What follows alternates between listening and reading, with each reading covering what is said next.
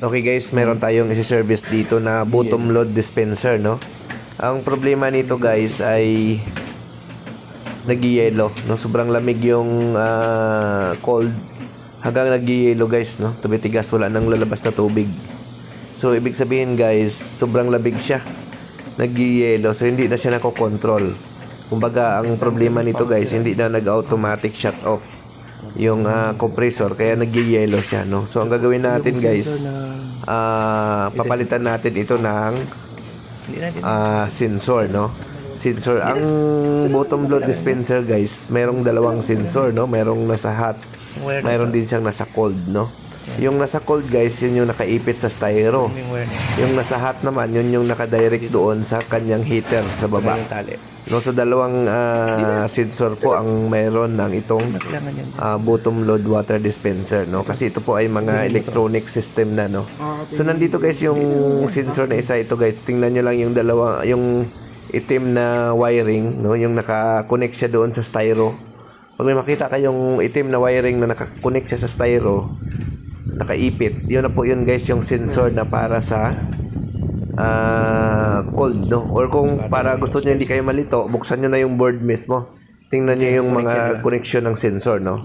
So nito guys, hindi na natin binuksan yung board, no? Kasi alam na namin yung location ng sensor nito.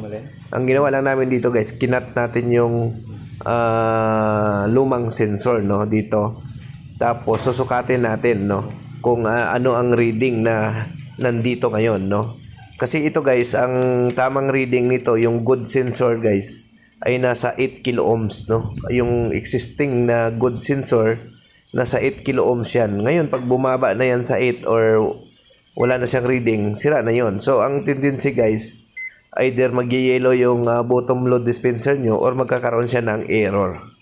Ayan. So, ito guys, sinusukat natin yung lumang sensor, no? So, kinat na lang natin dito para din natin kalasin yung board, no? So, ayan guys.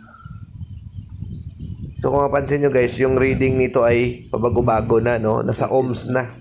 Hindi na siya umabot ng kilo ohms. Ibig sabihin, sobrang baba na.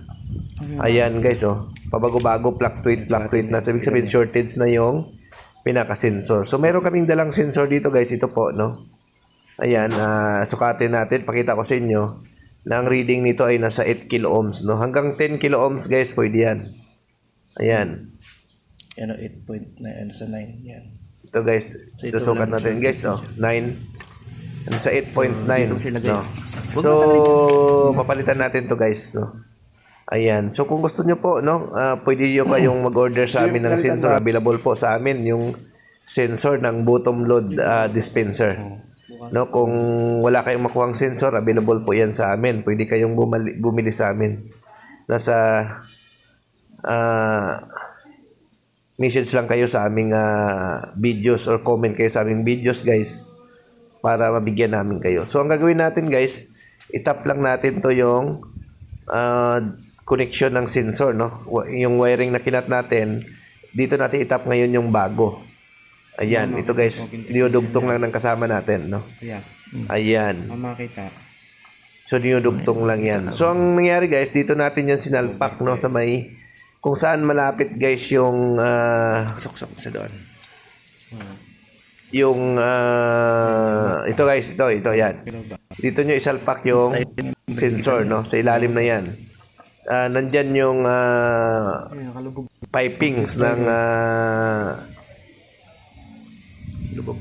compressor, no? Yung pipings niyan, yung copper pipes na nagpapalamig diyan sa tangke na yan. Diyan dumaan. So, diyan nyo guys isiksik yung, dito, yan. Dito nyo isiksik yung pinakadulo ng sensor, no? Ayan. So, idikit nyo siya. Kailangan nakadikit siya doon sa metal, no? Dito. Sisiksik nyo dyan, no? Ito yung luma. May rami kasing naggamit ng sensor nito. Hindi nila alam kung saan nila ilagay. Diyan lang po yan sinisiksik, no? Para lang dumikit siya sa metal, no? Kung gusto nyong hindi siya ganoon kalamig, pwede nyong idikit mismo sa copper, guys, no? Yung lumalamig na copper, yung suction ng copper, pwede nyo dyan idikit, no? Ayan. So, okay na po ito, guys.